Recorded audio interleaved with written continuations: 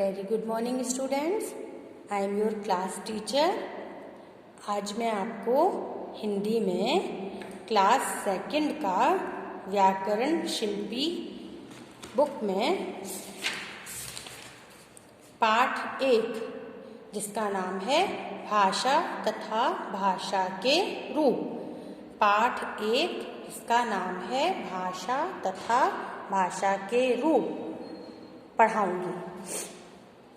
तो बच्चों देखिए, इसमें चित्र बना हुआ है ना। इस चित्र को जानने से पहले हम ये देखते हैं कि यहाँ क्या लिखा हुआ है।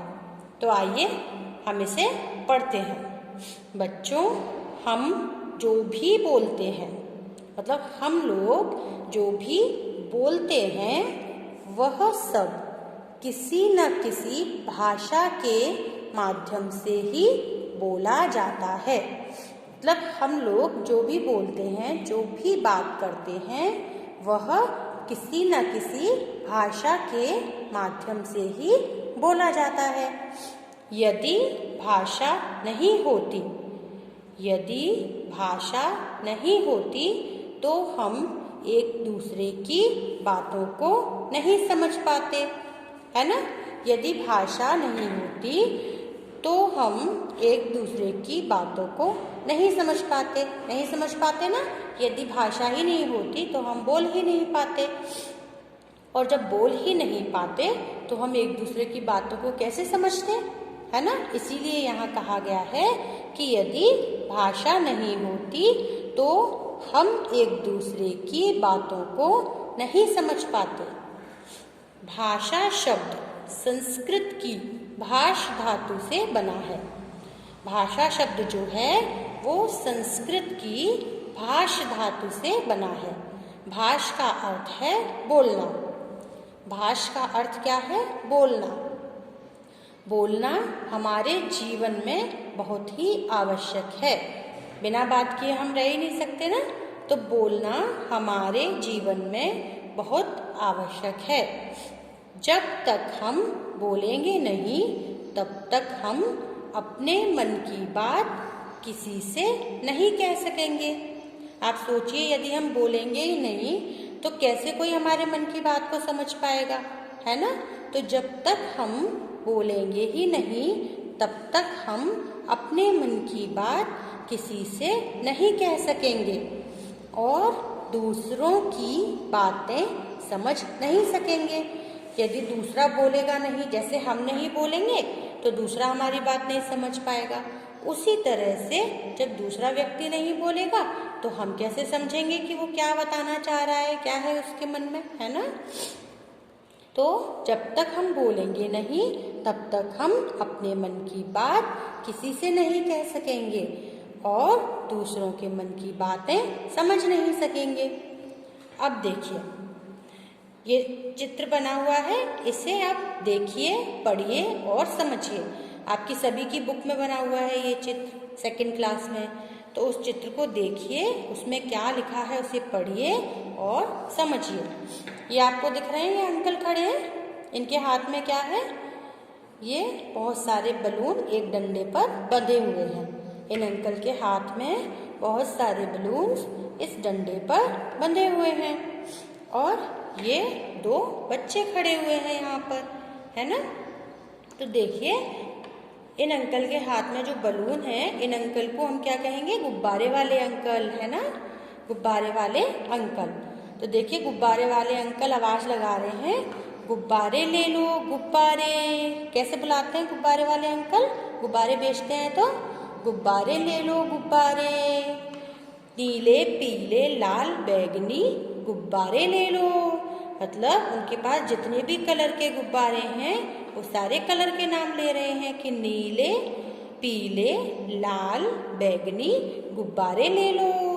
तो वो अपने गुब्बारों को बेच रहे हैं बोलकर। अब ये बच्चा खड़ा है, ये बोल रहा है, अंकल पीले वाला कितने का है? ये बच्चा गुब्बारे वाले अंकल से पूछ रहा है कि अंकल ये पीले वाला गुब्बारा कितने रुपए का है?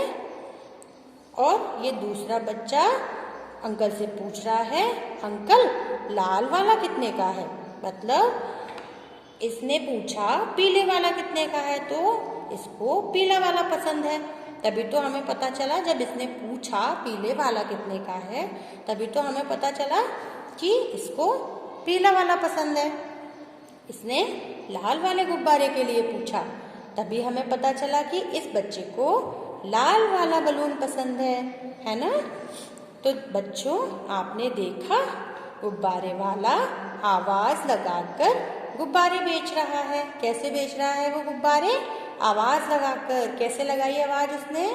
गुब्बारे ले लो गुब्बारे, नीले पीले लाल बैंगनी गुब्बारे ले लो, है ना। और बच्चे उसकी आवाज सुनकर आ गए हैं। बच्चे इधर उधर खेल रहे थे और गुब्बारे वाले ने आवाज लगाई, तो उसकी आवाज को सुनकर बच्चे दौड़ कर आ गए और गुब्बारों का मूल्य पूछ रहे हैं। मूल्य मतलब वो पूछ रहे हैं कि गुब्बारे कितने रुपए के हैं, लाल वाला कितने का है, पीले वाला कितने का है। इस प्रकार हम कह सकते हैं कि क्या कह सकते हैं? भाषा के लिए भाषा वह साधन है जिसके द्वारा हम अपने मन की बात दूसरों तक पहुंचाते हैं और दूसरों की बात समझते हैं। किस प्रकार कह सकते हैं हम कि भाषा वह साधन है जिसके द्वारा हम अपने मन की बात दूसरों तक पहुंचाते हैं और दूसरों की बात समझते हैं। गुब्बारे वाले अंकल ने कैसे पहुंचाई अपने मन की बात बच्चों तक? गुब्बारे बेचने के लिए आवाज लगाकर कि गुब्बारे ले लो गुब्बारे, नीले पीले लाल बैंगनी गुब्बारे ले लो। और बच्चों को उनकी बात समझ में आ गई कि गुब्बारे वाले अंकल अपने गुब्बारे बेचने आए हैं। फिर बच्चों ने सुनकर आए और अंकल से पूछकर अपने मन की बात बताई कि पीले वाला गुब्बारा कितने का है। मतलब बच्चे को पीला वाला गुब्बारा पसंद है। जब उसने पूछा तभी तो पता चला। दूसरे वाले बच्चे ने लाल वाले का मूल्य पूछा कि लाल वाला गुब्बारा कितने का है।